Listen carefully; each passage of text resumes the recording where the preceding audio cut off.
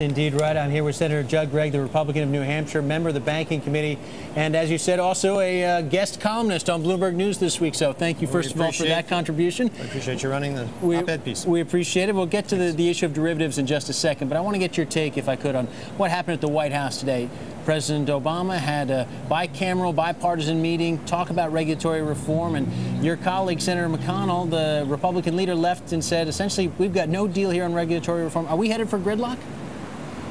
Well, we shouldn't be. Almost every issue that's really substantive and significant on the issue of regulatory reform, we had basically an understanding on the outlines of how to reach agreement, whether it was resolution authority, whether it was systemic risk issues or regulatory oversight, whether it was derivatives or whether it was consumer protection. In the Senate, there was very much of a bipartisan effort to reach agreement on all those things, and we were pretty close on most of them.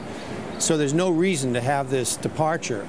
But what I think's happened here, and I think this is actually what happened. Somebody at the White House, some political operative at the White House said, hey, this is a winner for us to try to cast the Republicans as pro-Wall Street and us for the populace, a populist position, take a populist position on this. And so we don't want to move forward on these agreements. We just basically want a political battle. And that happened about 3 weeks ago, and in the last 3 weeks, there's basically been no movement from the people who were negotiating in faith, and at least in one instance, where Senator Lincoln and Senator Chambliss had essentially reached agreement on how you're going to handle derivatives relative to commodities, the White House pulled her back, and now she's come out with a brand new bill, which is pretty far out there and pretty difficult to take as being something that'll work. Let me get to derivatives in just a second, but the response from the White House is, and we heard it even from some of the advisors, Austin Goolsbee, they're not sure Senator McConnell's read the bill. They would argue that this bill, Senator Dodd's bill, incorporates many of those ideas that you talked about that were worked out through the course of bipartisan negotiations on the subject even of winding down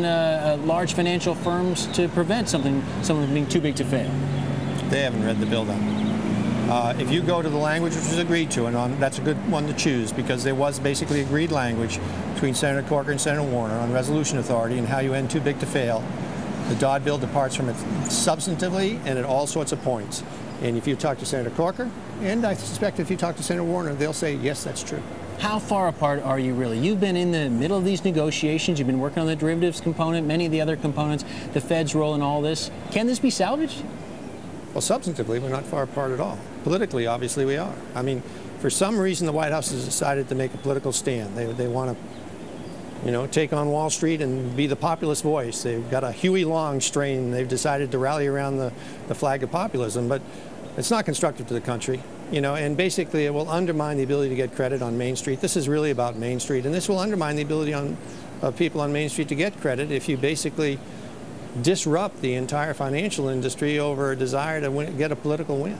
Well, let me ask you about the derivatives component of this, because, again, you've been involved in these negotiations. Senator Lincoln's proposal, as we understand it, would send most, if not all, derivatives trades onto exchanges. You think that's a bad idea? Tell me why. Doesn't work. You can't put CDSs on exchanges because they're customized instruments. Everyone is a little different. Some are a lot different. And on an exchange, you've got to have something like a stock certificate of a company that's a known item, that you know exactly what it is, what its implications are. You can't do that and have a tradable event on something like CDS or a lot of other things that are derivative-based. And equally important, her bill suggests that essentially the banks that do derivatives are going to have to spin off their derivatives sections into separate freestanding entities, which isn't likely to happen, but if it did happen, it would probably create a lot of chaos in the marketplace. And remember, we're talking about a very liquid market here. People don't have to write these instruments in the United States. They can go to Singapore. And I'll tell you this, if the Lincoln language were to pass, the next day, a vast majority of the derivative activity in this country would be in Singapore or in London because people wouldn't put up with this because it's so, on its face, not functional. But the push for transparency, the argument is exchanges are the only way to guarantee that transparency. Can it be done short of an exchange on a clearinghouse or some other method? Absolutely. Absolutely.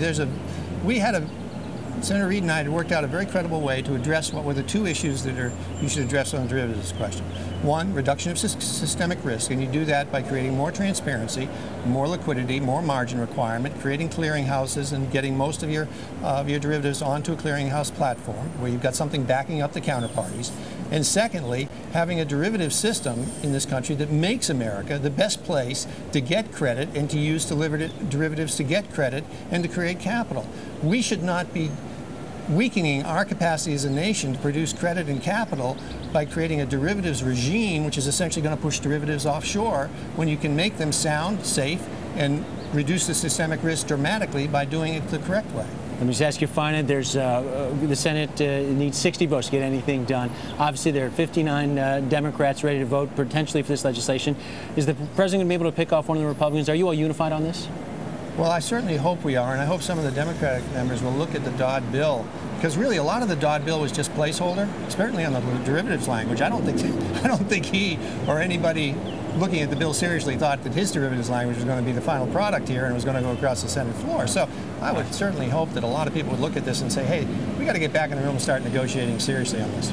Senator Judd Gregg of New Hampshire is always appreciated, member of the Banking Committee. We're back with more news here on Bloomberg after this short break. Stay with us.